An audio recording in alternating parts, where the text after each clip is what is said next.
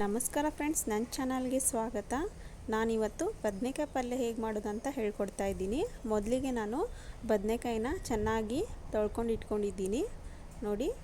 ಇವಾಗ ನಾನು ಫಸ್ಟು ಒಂದು ಬಾಣಲೆಯಲ್ಲಿ ಸ್ವಲ್ಪ ಶೇಂಗಾನ ಫ್ರೈ ಮಾಡ್ತಾ ಇದ್ದೀನಿ ನೋಡಿ. ಚೆನ್ನಾಗಿ ಕೆಂಪಾಗೋವರೆಗೂ ಹುರ್ಕೋಬೇಕು. ನೆಕ್ಸ್ಟ್ ನಾನಿಲ್ಲಿ ಸ್ವಲ್ಪ ಕೊಬ್ಬರಿನ ಹಾಕೋತಾ ಇದ್ದೀನಿ. ಕೊಬ್ಬರಿನೂ ಸಹಿತ ಹಾಗೆ ನಾನು ಫ್ರೈ ಮಾಡ್ತಾ ಇದ್ದೀನಿ.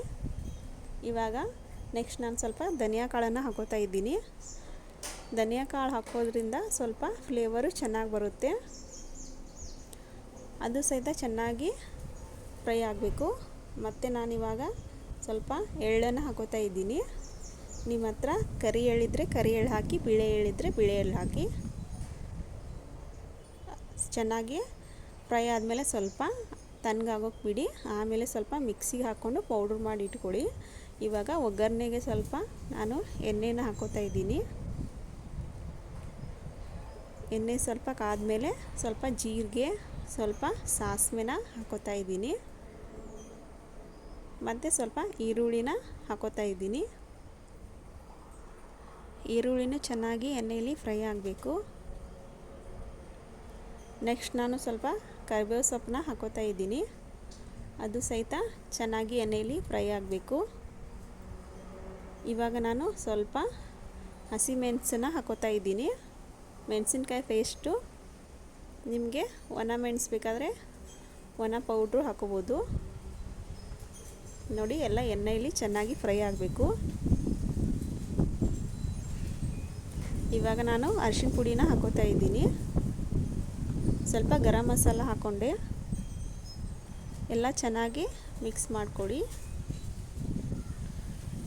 ಇವಾಗ ನಾನು ರುಚಿಗೆ ತಕ್ಕಷ್ಟು ಉಪ್ಪನ್ನು ಹಾಕೋತಾ ಇದ್ದೀನಿ. ಸ್ವಲ್ಪ ಬೆಲ್ಲನ ಹಾಕೋತಾ ಇದ್ದೀನಿ.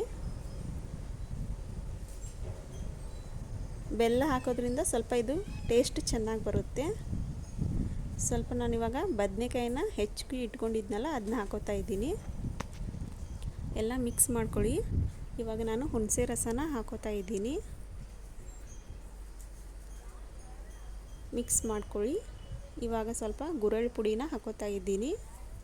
ಈ ಬದನೆಕಾಯಿ ಪಲ್ಯಕ್ಕೆ ಗುರೆಳ್ಳು ಪುಡಿ ಹಾಕ್ಕೊಂಡ್ರೆ ತುಂಬ ಚೆನ್ನಾಗಿ ಬರುತ್ತೆ. ಇವಾಗ ನಾನು ಪೌಡ್ರ್ ಮಾಡಿ ಇಟ್ಕೊಂಡಿದ್ನಲ್ಲ ಶೇಂಗಾ ಪೌಡ್ರು, ಅದನ್ನ ಹಾಕ್ತಾ ಇದ್ದೀನಿ. ಚೆನ್ನಾಗಿ ಮಿಕ್ಸ್ ಮಾಡ್ಕೊಳ್ಳಿ. ಚೆನ್ನಾಗಿ ಎಲ್ಲ ಮಿಕ್ಸ್ ಆದಮೇಲೆ ಸ್ವಲ್ಪ ನಾನು ನೀರನ್ನ ಹಾಕೋತಾ ಇದ್ದೀನಿ. ಹಾಕ್ಕೊಂಡು ಸ್ವಲ್ಪ ಎಲ್ಲ ಮಿಕ್ಸ್ ಮಾಡಿಕೊಂಡು ಸ್ವಲ್ಪ ಹೊತ್ತು ಇದನ್ನ ಮುಚ್ಚಿ ಬೇಯಲು ಬಿಡ್ತೀನಿ